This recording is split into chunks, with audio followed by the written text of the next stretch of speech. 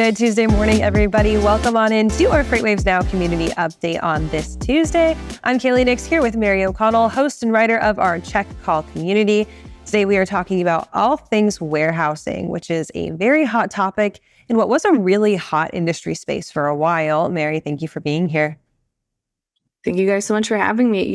There's no better way to start a Tuesday than hanging out with you guys. So I'm excited to get into it because we kind of do a different, we go down a different avenue of warehousing this week, and I'm excited to get into it. I'm excited too, because a lot of the conversation around warehousing for really the last kind of year or so has been about, oh my gosh, did we seriously mess up the warehouse industry, right? Did we put way too many eggs in a way too small basket and expect all of this freight to fill all of these warehouses, and now we have nothing going on?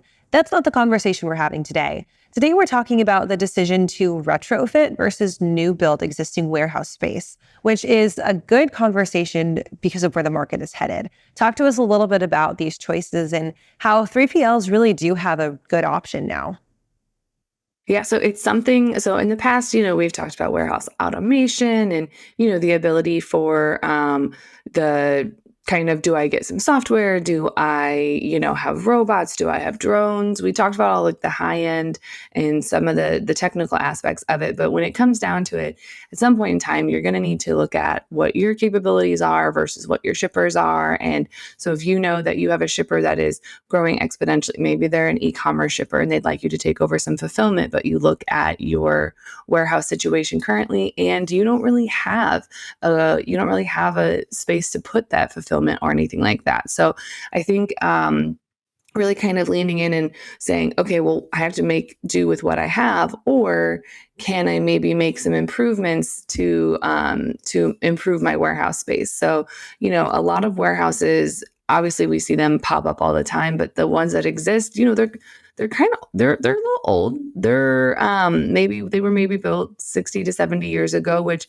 is not necessarily old, but that's old for technology and warehousing developments, because how warehouses operated 50 to 60, even 70 years ago were wildly different than what we're looking at now. So I think it's time for a lot of people to say, okay, well, if I don't have millions of dollars to build this brand new warehouse from scratch, how do I retrofit the one that I have? How do I make what I have work for me and continue to be kind of at the forefront and, remain a successful 3PL with some of my warehousing solutions? Price is that big kind of question mark, because especially in the space that we're in right now, warehouse space in general was at an absolute premium. Not even if you're talking about buying and owning your warehouse space, but even just renting the space. It is so expensive. And for 3PLs, especially if you're on that kind of smaller to mid-size, maybe owning an entirety of a warehouse isn't cost effective, but you need a little bit of a space, right? And it's kind of very difficult to pick and choose what that is. But in this conversation, we're talking about those folks who own their whole entire space or who are looking to own their whole entire space.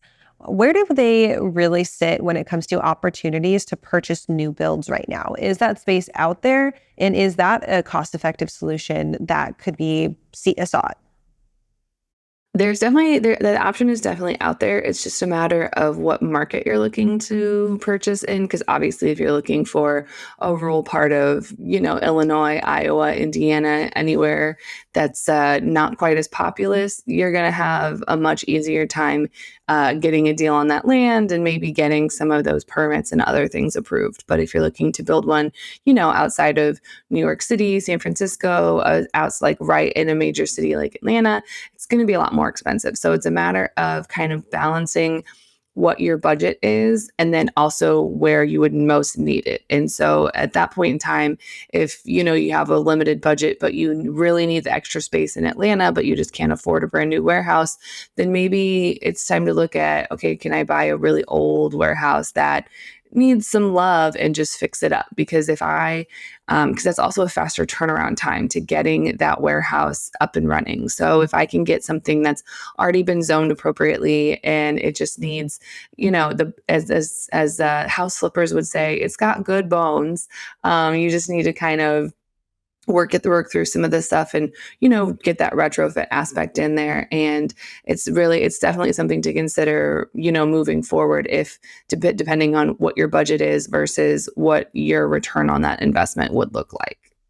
The other thing for a 3PL to consider is, what does the mix of goods that they're looking to hold in their warehouse really look like? And how confident are they in the fact that that mix is going to stay consistent in the business that they're doing, right? You don't want to design a warehouse that's specifically made for this one really particular piece of freight, and then you lose your shipper and you're like, dang, I have all of this refrigerated space and now nobody to fill it. Is that something that a lot of folks really need to contend with when you're looking at this build versus retrofit decision? Is how confident are you in your shipper relationships and in maintaining the freight that you have?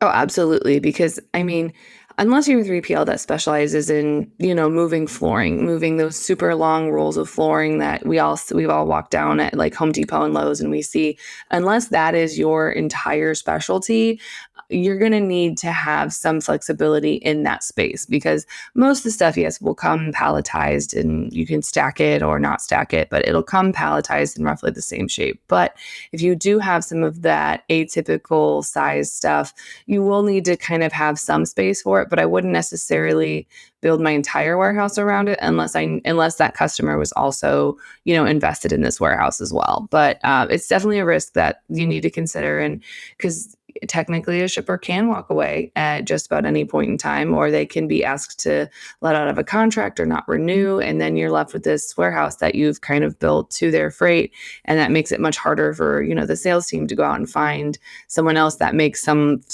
similar freight profile. So it's definitely something to consider, and that's where some of the newer technology that comes, where I don't, for lack of a better word, I feel like it's like those movable shelves that you can kind of move around and rearrange. And that stuff is pretty cool, because if you do have some of that on that kind of atypical shaped freight, you can move your shelves or adjust kind of the layout of your warehouse accordingly, which is really cool, but also again comes with quite a heavy price tag. And you got to find that flexibility in the design that you end up choosing. That begs the final part of our conversation, choosing to invest in automated solutions and robotic solutions, things like that. Do they have options that are considered maybe mobile options? Like, say I deployed in a warehouse that is 15,000 square feet, and all of a sudden, oh my gosh, I have all this business. I got to move to something that is 60,000 square feet. Can you pick up that solution and move it with you?